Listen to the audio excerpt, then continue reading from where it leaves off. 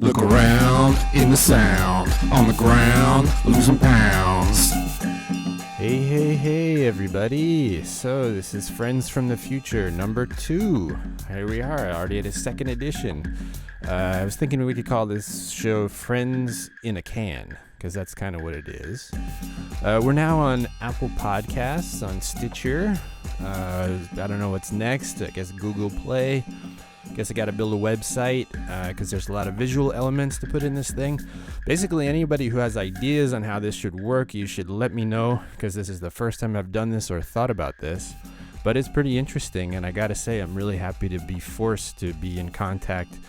I mean, I'm forcing myself, but it's it's a nice way to make sure that I speak to people who I really miss and care about, and always enjoy having, detailed, in-depth conversations with. So a little bit more about why I'm doing this Friends from the Future podcast idea.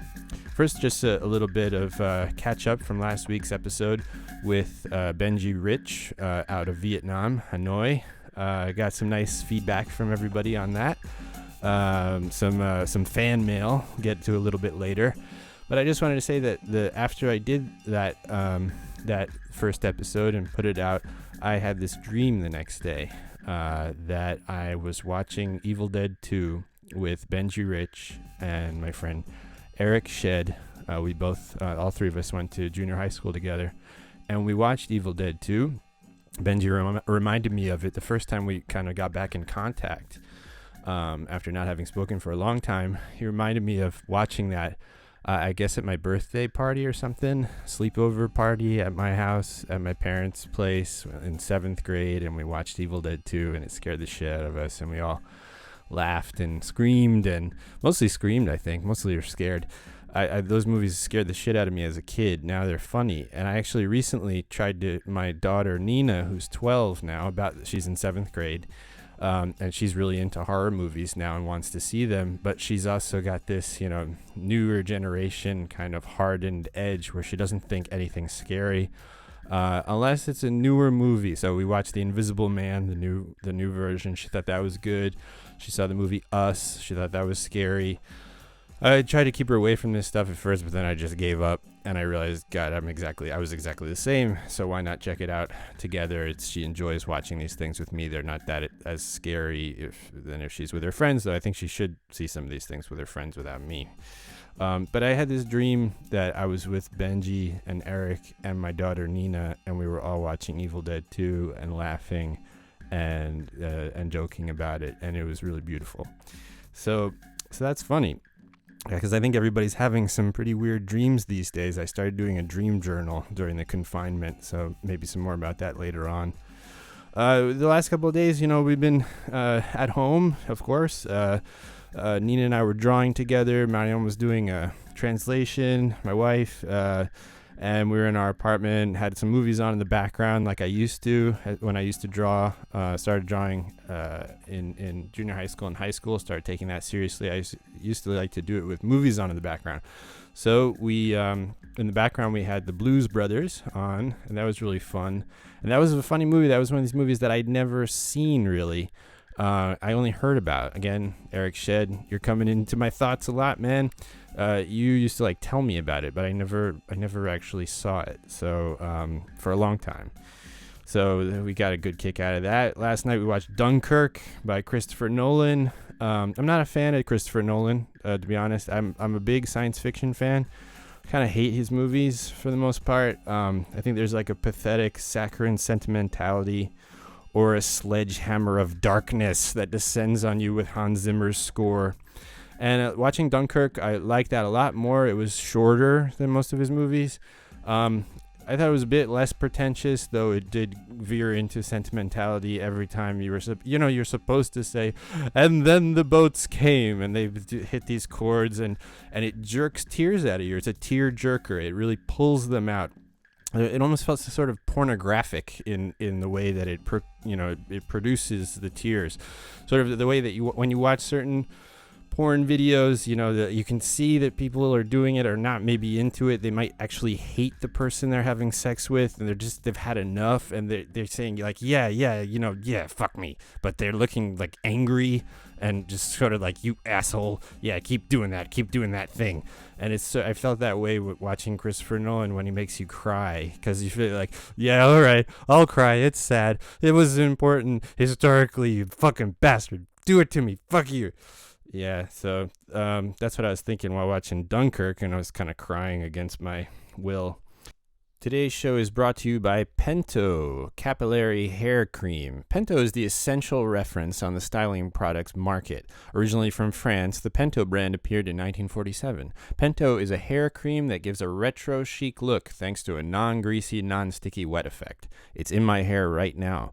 The peculiarity of this cream is that it leaves the hair supple, while with the gel it tends to harden. Pento conditions your hair without giving it a greasy appearance or lacquering it. It provides the elements they need to maintain a flexible and lively appearance.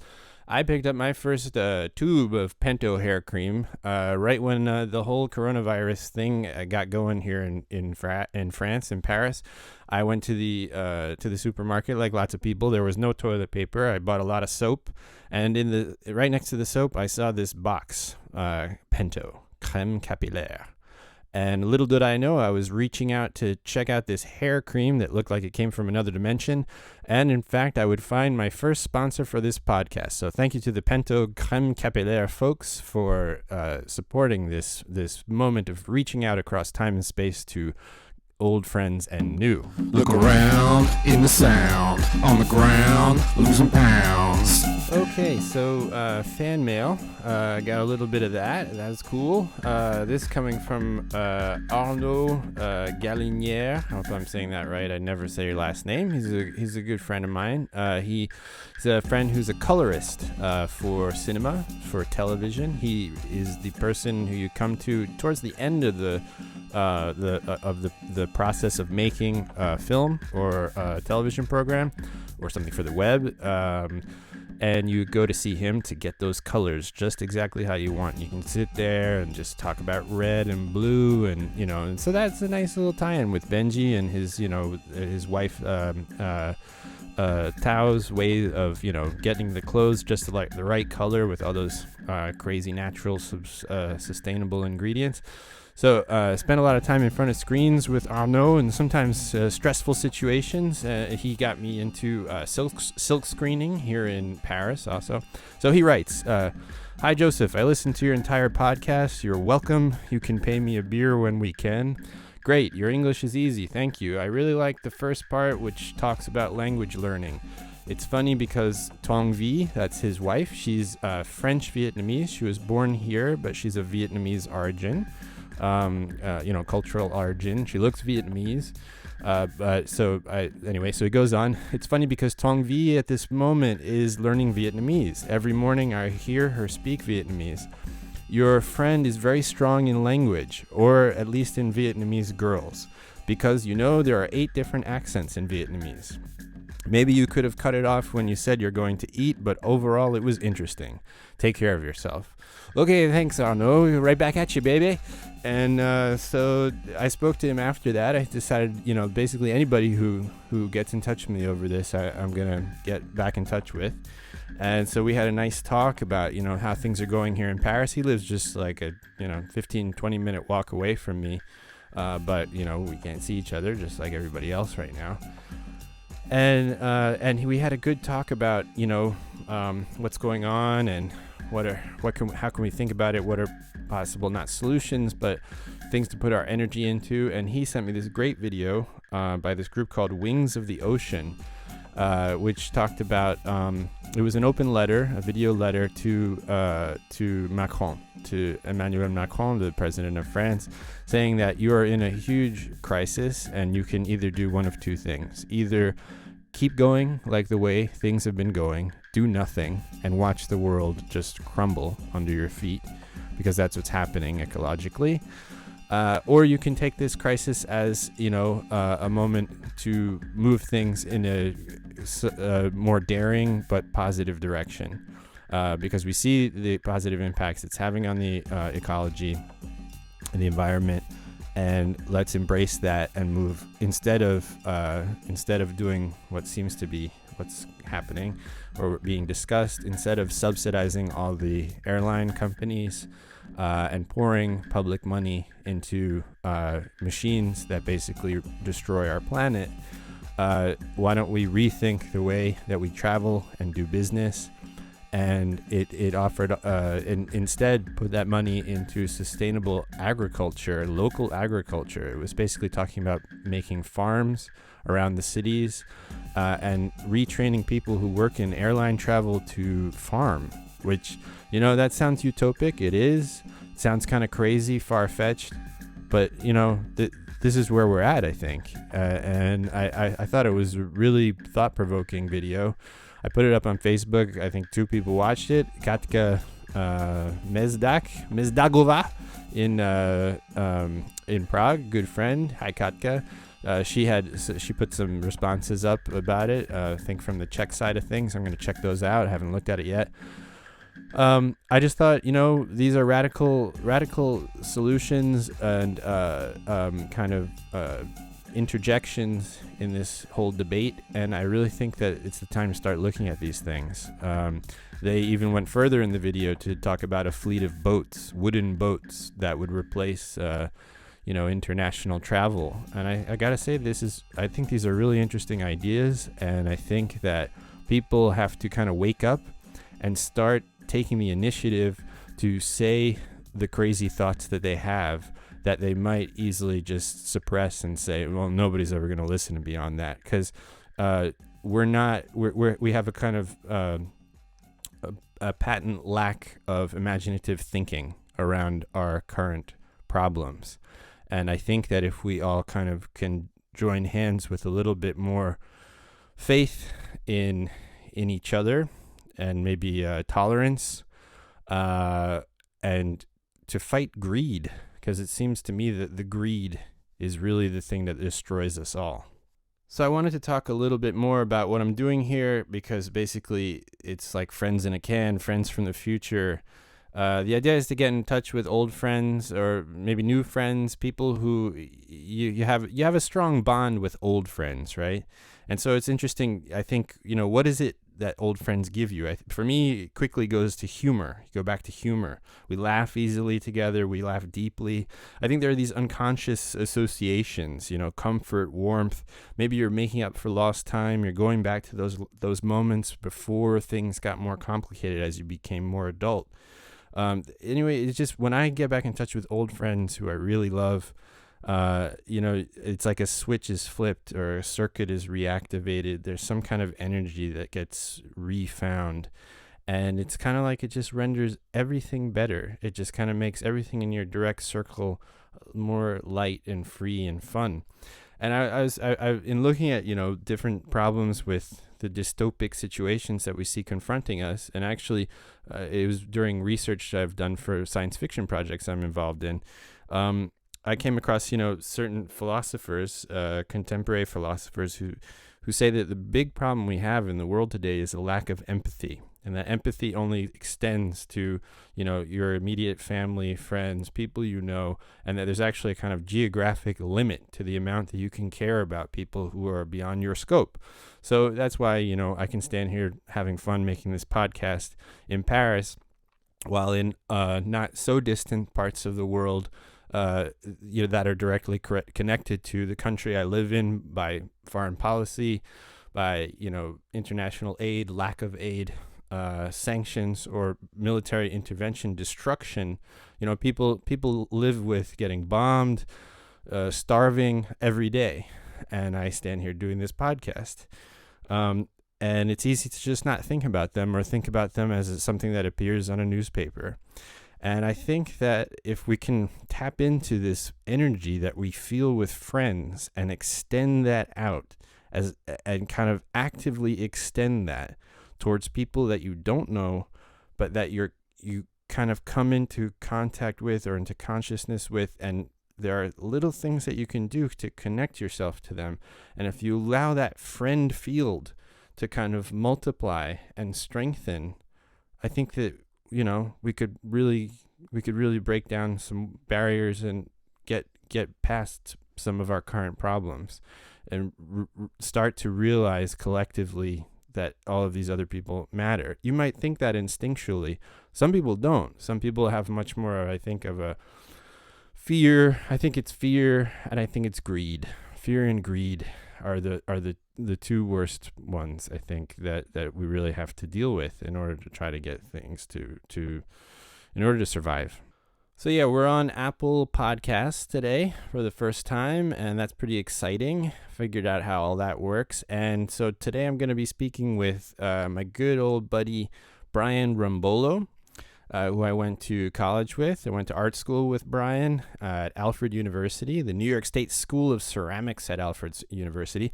Brian was one of the most talented people there, in my opinion, one of the most hardworking, who did a lot of great work in the printing, and just, the sort of conceptual, all different types of art like we all did there. But I remember particularly his prints, and just his approach. And Brian's a very open-minded, thoughtful person.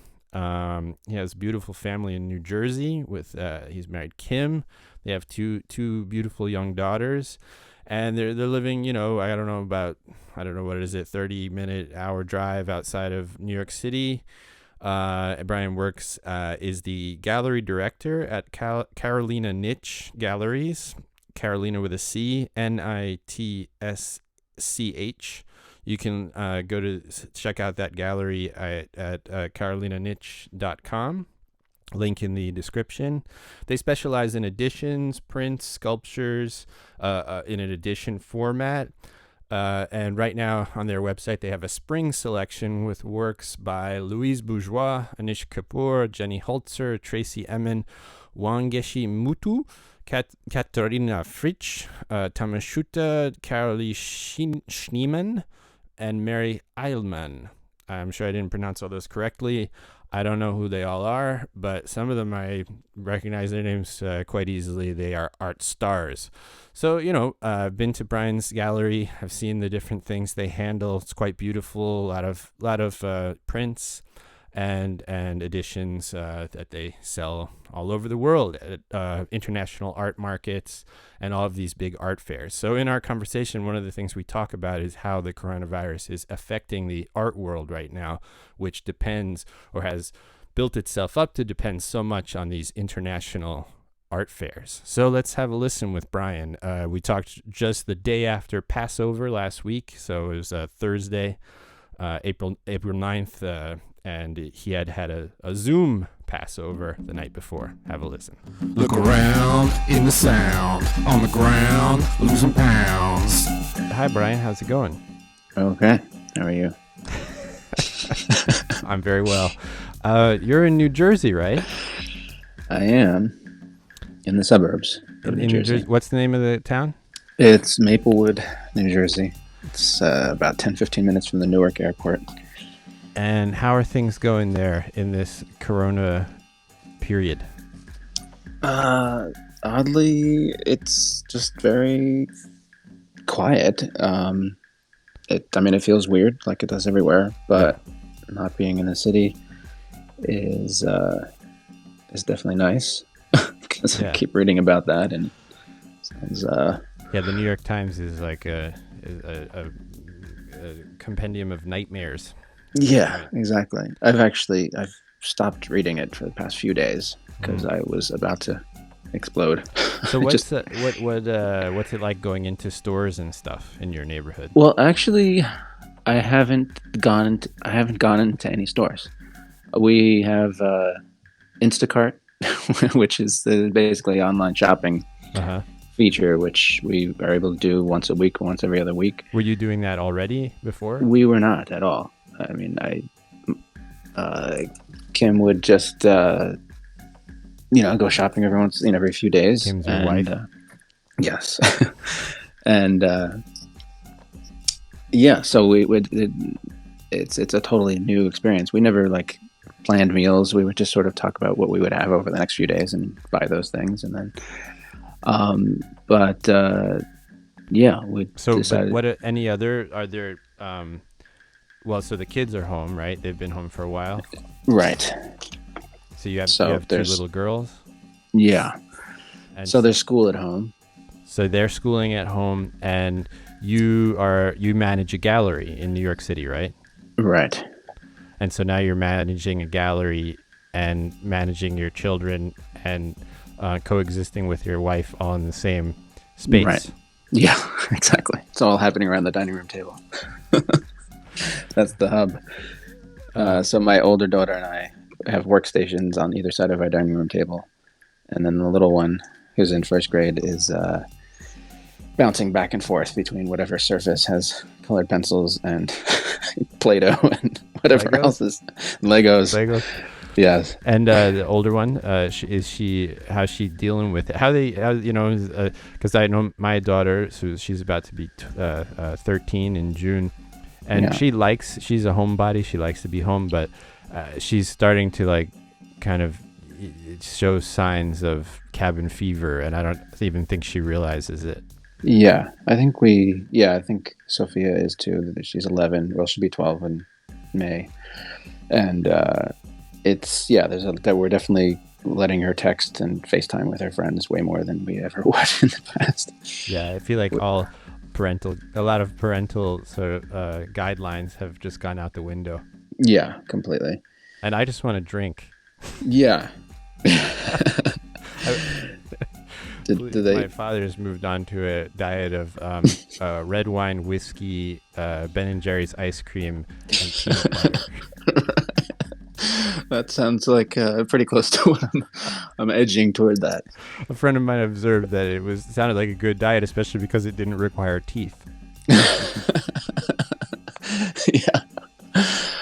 Yeah, definitely. So tell me about the. So last night was Passover, right? Yeah. Well, yeah. Yesterday was actually pretty fraught because so Kim's uncle, my wife's uncle, got the virus a few weeks ago, and he was of the mindset that was maybe perhaps inspired by our fearless leader in the White House, and he said, "Oh, this is a bunch of bullshit. I'm going out to the store." And a couple days later, he couldn't walk, and he came down with it. And he just passed away yesterday. Oh God! So that was a very weird Passover. Wow. I'm sorry.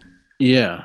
Were you close to him, or was Kim? I mean, not really. He was actually a little bit of the black sheep. He hadn't come around to any family events, any holidays for the past several years. I haven't seen him in 5 years, but when I did see him, he was always a lot of fun. Yeah.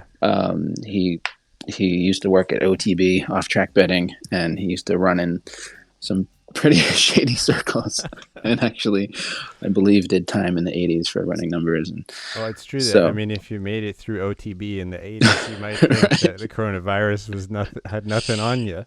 Exactly. Yeah. So he was like really like born and bred Brooklyn, classic kind of working class. Just I don't know, one of those old school New York characters. I just found out. I came home for lunch today, and like basically my office is 5 blocks away from our apartment. And I go to my office because there's no one here. I don't interact with anybody. The building's closed except for me, it seems like. And if I stayed in my house, there would be several people dead, Right. Not from the virus. But I passed my neighbor who lives right across the landing, not directly across from us, but sort of diagonally. And his boyfriend I knew seemed like he had it, but I hadn't. But then I knew he was kind of sick, but a lot of people sort of got sick, but it turned out to be something else, or it was, mild. And so I had asked him about it, and he said it was like that he was getting better and it was okay. And I realized that I hadn't run into him. It was in about a week. And his boyfriend's been in the hospital the whole time on a ventilator. Wow. So I feel like that's. I feel like Kim's uncle, and I mean. Yeah. We're just gonna keep hearing more and more stories like that. Yeah. But so yeah. Well, I thought we were gonna laugh about a seder on Zoom, Yeah, but well, I the guess Seder that's not definitely very. was still humorous. I mean, even with that pending, because the Seder took half an hour to get off the ground because of certain technical difficulties. This was all happening through Zoom. There were Yeah, how many there were people about were involved?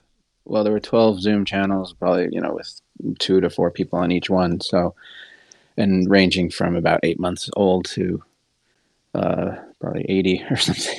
What So was it kind of fun in a it way? was. I mean, It's it sort of took weird. a really long time to get the last person on board. It was a lot of like, Kevin, call Tara. Just call her. Tara, call Kevin, help him out. People shouting over each other. And the usual thing that you do when you have a holiday is, you walk in the door and you say hello to everybody. So everybody was trying to do that Right. all over one audio channel. So that was insane.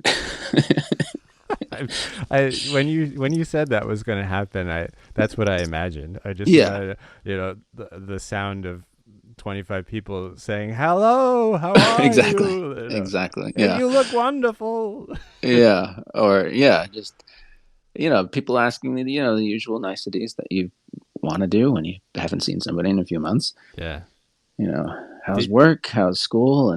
But it's, yeah, you have to, like, everybody has to pause and take turns, basically. did you kind of all laugh about it though? Yeah, I mean, like sort you of. and Yeah. Kim and your kids, like, Yes. because you're in Yes. your own.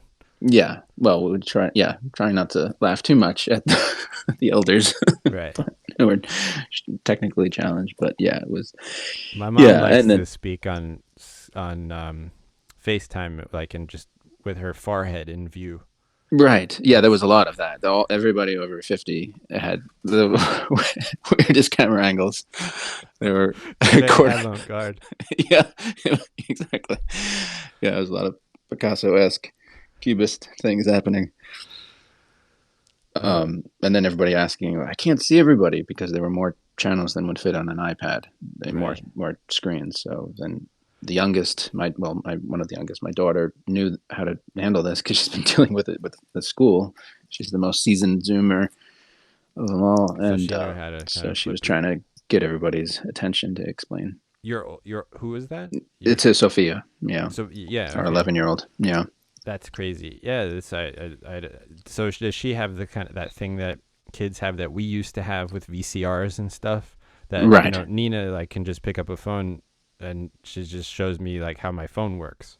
yeah, exactly, yeah, That's funny, don't you think? Like I think it's not there's something really there about how kids are tuned into to things that are of their technology that are of their generation.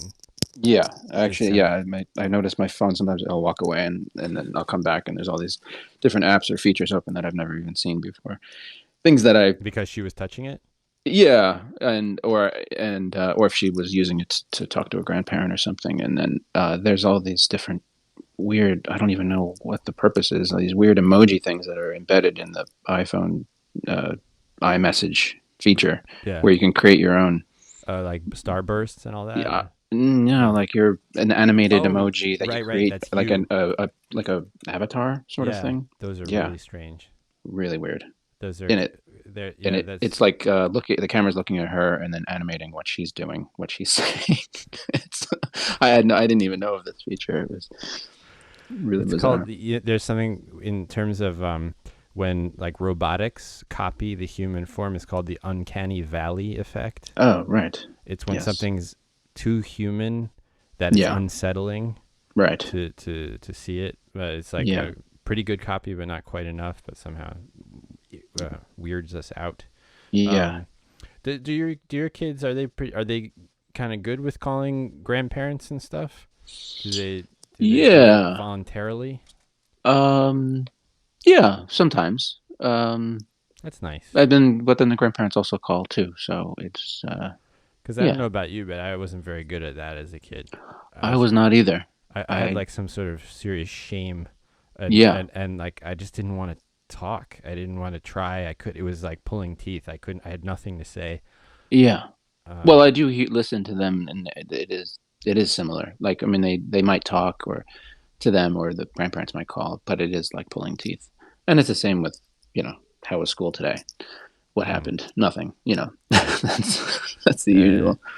yeah, Nina, my daughter, she's pretty good with she's all right with my parents because they're at such a remove, especially with my mom. She likes to talk with my mom. They make each other laugh and stuff, and Right. it's pretty relaxed between them, and that's That's why. nice. She's definitely just more willing to talk to somebody on the phone than I was as a kid. Yeah. Right. Hmm. But was everybody on the Seder Zoom? Was everybody a relative of Kim's uncle who had died? No, no. That's on her father's side. So the Brooklyn Rockaway side, and then there were other people on, um, some people in Connecticut, a cousin in Oregon, and actually my parents, who are not Jewish, uh, came in from Florida, and then Came some in other over friend Zoom. over Zoom. Yeah, logged on. Yeah, and so just some other family friends of the family that often come to these the the Passover, Rosh Hashanah Right, holidays. right. And so can we just we're not going to go on for too much longer because I know we're in the middle of doing things and this was kind of not well planned, but what can so I just can we talk a little bit about the gallery and what in terms of not just what does this what do you think this means for the art world? Yeah, um predict the future, which no, is but just yeah, like right. in Yeah, terms of what are you kind of what's dealing with? actually Where, happening? yeah, Yeah, where how do you, what are you right. doing? Because you manage a kind of a major gallery for editions, for Yeah, I prints. mean, I would say it's a mid-level gallery in New York, but in What's it terms of called? it's Carolina Niche, Mm-hmm. Nitsch.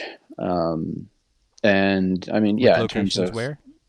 it's in New York on 22nd Street, and then in Soho on Worcester. So just yeah, just tell me about the what it means to somebody who's managing mid-level, yet kind of important gallery for editions. You have a lot of art stars. You have a lot of important artists who Yeah, make prints. Is it prints? Editions it's could be prints, anything. editions, multiples, primarily sculptural multiples. So yeah, I mean, we're in the middle of production on a few different things. One is an annual edition that we do for the new museum on the Bowery in New York as a benefit project, and they usually do very well. It sort of premieres at a gala event in the spring, like Gala that for event. yeah, gala event for My trustees and goodness. benefactors of the new museum. We also do one for the Whitney for like usually they sort of things are they're like smaller sculptural objects, an addition of like maybe 8 to 20 depending, and And now price. is it going to be like the Seder Zoom? Is this all going to happen by Yeah, Zoom? well, exactly. So that's all on hold. The one we were working on is a bronze by an artist who's Italian but based in New York, and the foundry is closed. They can't open. They're not considered an essential business. So they had the wax positive, and it was needed some tweaking, and that they were in the middle of adjusting the wax, and now it's not going to happen until until things open up again. Right. Wow. So So they're my making a wax positive to make molds to make yeah, copies multiples.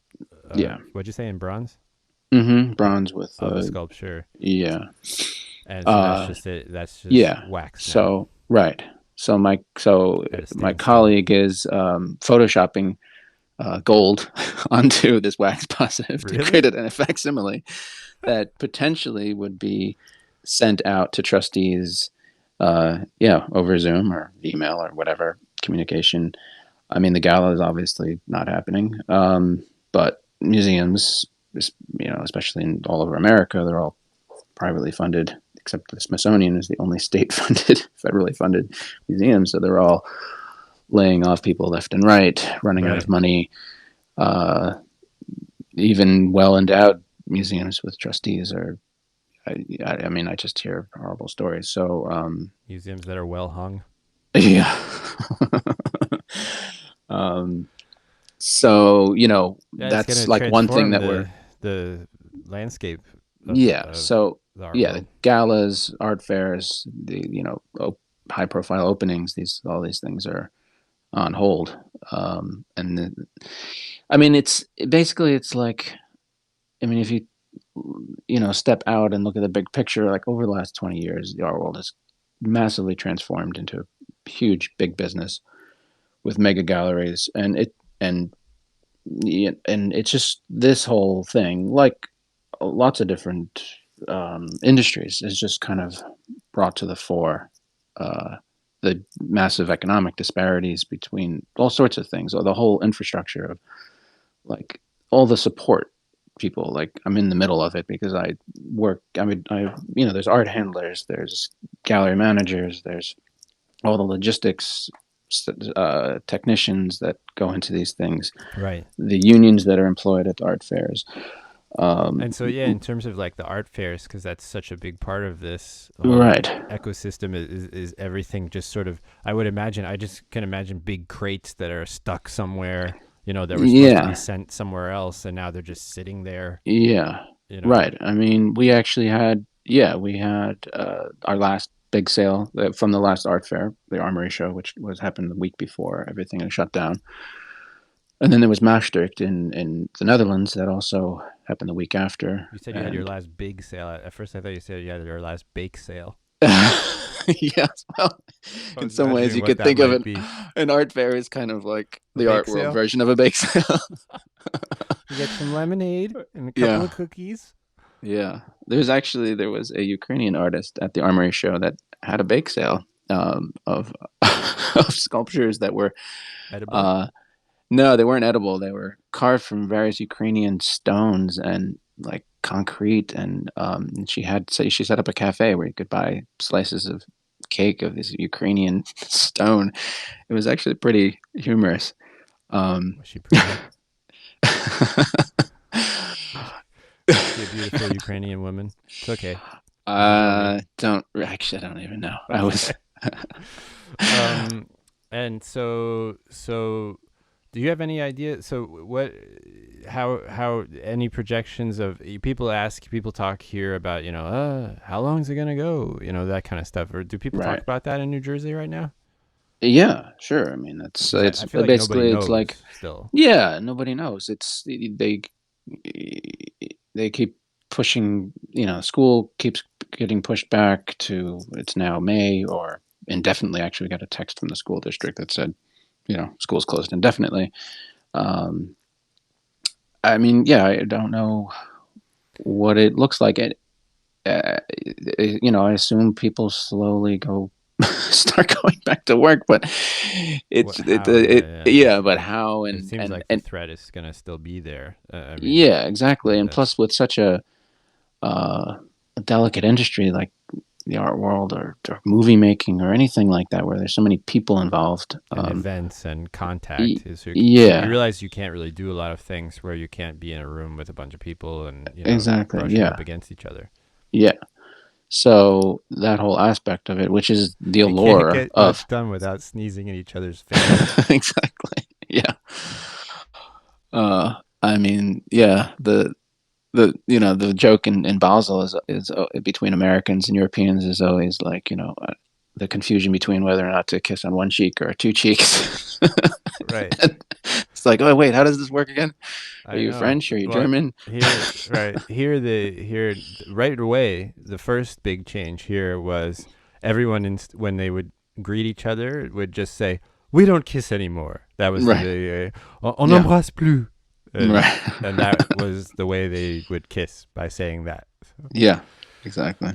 But what about just we can sort of finish up here, but in terms of at the beginning of this, I was so shocked by it all, and I think everybody was kind of reeling from it, and now maybe there's a kind of normalcy that's set in, even though it's really easy at different points in the day. And what you just told me about a family member dying, which is horrible and brings it to the forefront.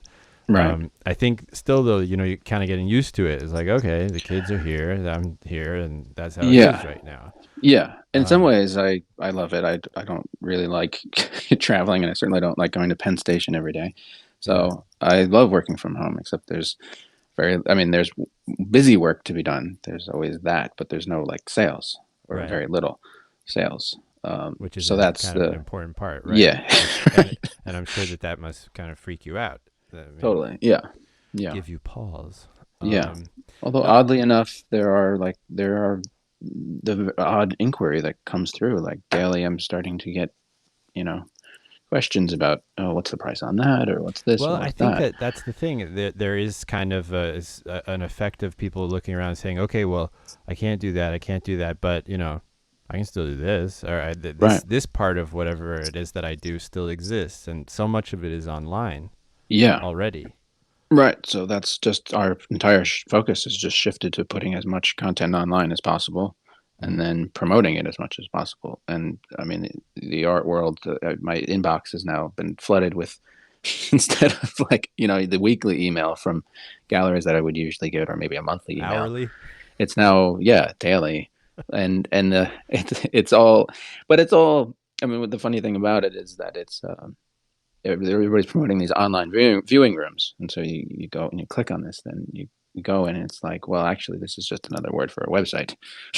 So Right. I feel like the art world has like suddenly tried to rebrand what a website is and calling it an online But viewing room. everyone's doing that. It's yes, Yeah, the film festivals are now right, these virtual festivals. Well, yeah, right, it's a website. exactly. Yeah, so I feel like the first few weeks there was like this sort of excitement and fear of missing out, and then also on my end like, oh well, I need to put as much content up there, and we need to do more on Instagram, and then you realize you're just badgering people, and then in the end it all just kind of looks the same as it was before. Right. uh, Yeah. there might be some technical tweaks, you can Yeah. Yeah. Yeah. but otherwise it's still the internet. What about so just not in terms of maybe things that are connected to you professionally, but just in a general sense, because this is horrifying and paralyzing for most Yeah. people. But I also think that there's another side where I think everybody's noticed like that the air is clearer. Yeah. There are certain things that you just say, wow, there are no airplanes, or Yeah. no there are no cars, and you can just sense that the air is happier, that that the ecology must be doing a bit better Right. for all of this. And I just wonder, in terms of positive possibilities that could come out of it, I feel like that seeing how the world's leaders, who I don't think they could be at a kind of a lower low on the whole, Yeah. Right. in terms of who's running the different countries. You just see the completely imperfect, impractical, unimaginative, reactions to trying to solve this, and that are coming from the highest positions. It kind of makes me feel like, well, if that's what they have to suggest, then really anything anyone has to suggest Yeah. it could work or could be better. And so Right. in some ways it kind of makes me think like, because some days I think, oh, I wish I could be helpful to the world in some way, and like, have some ideas that could really make things work better and better for everybody. But who am I? I don't really understand this stuff. And, it won't work anyway, because more important people who are plugged into politics and life and stuff. Are you cleaning your phone right? No, Oh it sounded no. like shriek shriek shriek. Anyway, Oh, I'm just here. What? there was a weird sound. Do you have any kind of feeling like that with Yeah, definitely. I something that mean, both on the macro level, like what you're talking about. Yeah, I think there will be a huge reckoning with. I mean, just uh, healthcare. Just the obvious. The arbitrariness of like, well, this is covered, but cancer isn't.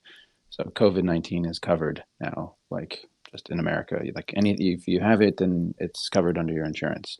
Even if you don't have insurance, I think the government is like somebody's going to pay for it yeah, somewhere in our deficit. but I And yeah but so there's like those sort of things, and also just yeah, in general, like in terms of the art world, just like the slowing down.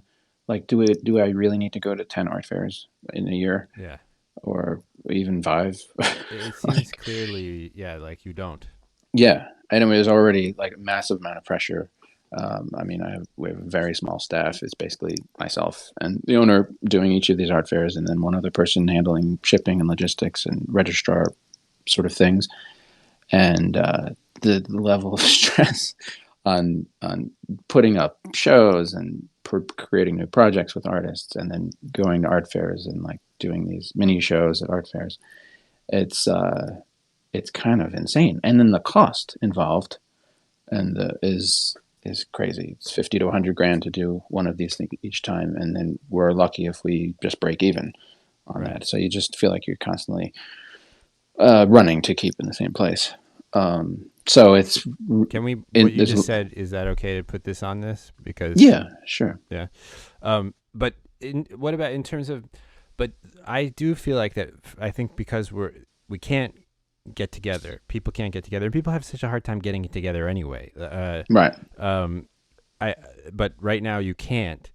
But I feel like there's so much outrage and just kind of everyone's so shocked by the lack of coordination, the lack of that right, things are so badly handled across the board in so many countries, right, and it's so serious that I feel like it's the right mix to have some sort of real revolution, something right, happen. But for the moment, everyone's stuck inside, and yeah, and yet I still don't think that I mean, yesterday Bernie Sanders pulled out of the race, so it's going to be Biden versus Trump. It's incredibly depressing, yeah, yeah, to see. So in a way, that was already underway before right, the virus came to town.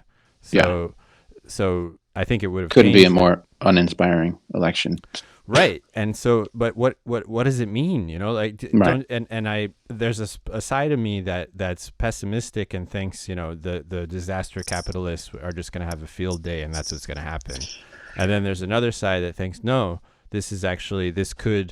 people could really wake up because right, it's clear that, this is a cataclysmic event. Like, yeah, if it was worse, it could be a kind of plague that makes you die on the spot, right, and so it just yeah, seems I feel like that the ecology side of things, and from what I'm talking to different friends, it just seems like that everybody has this sense that this is maybe an opportunity for something. right. That the status quo is just ridiculous, and it has to change. But we're all in this pause because we can't really quite do anything about it. Would you ever want to go But into local politics? mm, I mean, Because I'm thinking about it. I would say it hasn't it has crossed my mind in some. Don't you think you could do a better job? Not knowing anything about it. Right.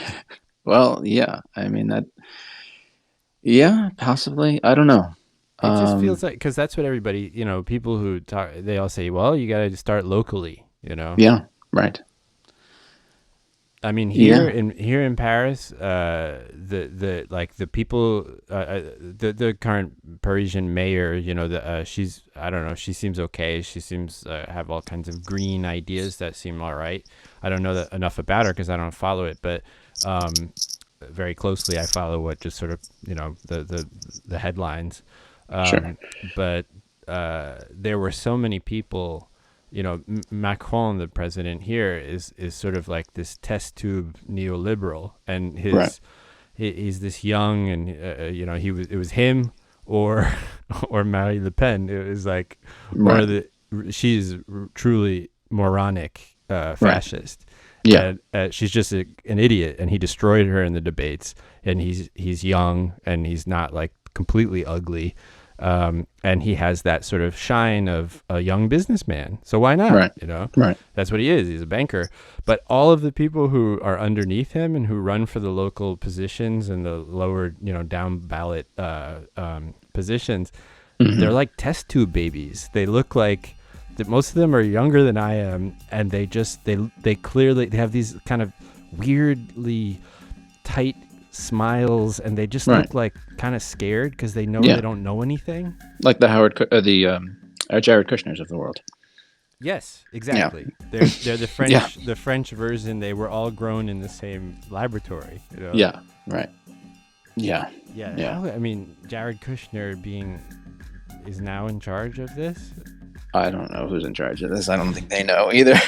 But he seems to rear his ugly head every once in a while. I get With I get an email thing from the West Wing because I was on there when Barack Obama was was the president. And I just decided never to cancel it. It was just like and so it's from Trump now. It's called West Wing Reads or something. Oh my God. And I get it it's like a couple of times a week, and it's basically their press releases and whatever they want to communicate about. And yesterday there was one that said Ivanka Trump lassos $1.6 billion of aid or some number in that range. Yeah. And she lassoed it. And I just thought, what a strange choice of words, but that's what they do. Imagining some sort of Las Vegas cowgirl routine. Exactly. That's a Republican adjective, I'm sure. Wins over Texas. All right, listen. I think we should leave it there. I've taken too much of your time as it is. Yeah. But thanks, Brian. This was very nice. It was nice. That was fun. Yeah. Sort of. And, I know. It was fun. It was fun, sort of. But it's going to be fun. You'll see when it's all together. I'm going to talk to my friend Ha, who I went to high school with, who lives in Vietnam. For some reason, and she was recently visited by the police, who were looking for foreigners. Her husband is American. He's American, and that's how they do door-to-door searches, looking for people who might have traveled recently. Wow. So that's a different look at it. Yeah. All right, Brian, it's great to talk to you. Yes. All right, folks, that's Friends from the Future #2. That's our show for today. I want to thank Brian Rumbolo for talking with me. It was really great. It's giving me a lot to think about, and I'm sure we're going to be talking again with him soon. Last bit of fan mail. Got a comment from Benji Rich's 9-year-old son. I forgot his name. Have to hit me up, tell me what your name is. And who apparently has been listening to my music, because yes, I am actually in the process of recording an album of some sort. We'll be talking with the producer on a later podcast, Andy Gardner, aka Vicarious Bliss. And he listened to, so Benji's 9-year-old son listened to some of my demos. He seems to like it. Kids got taste. What do you want? And then Benji showed him the podcast that we'd done together, and his son just looked at it and said, is Joey one of those desperate people who's just ready to do anything? And all I can say is, yes, you hit the head right on the nail. I am fucking desperate. I'm ready to do anything, and I hope you're here to come along with me. Goodbye, everybody. Talk to you soon, probably later in the week. Out of the hospital into the weather, my girl looked good. I didn't know what to tell her. The doctors, they told me it's just for one day, and then I'd see it all slipping away. Throw it up, falling down, turn green, then skip town. Richie, are you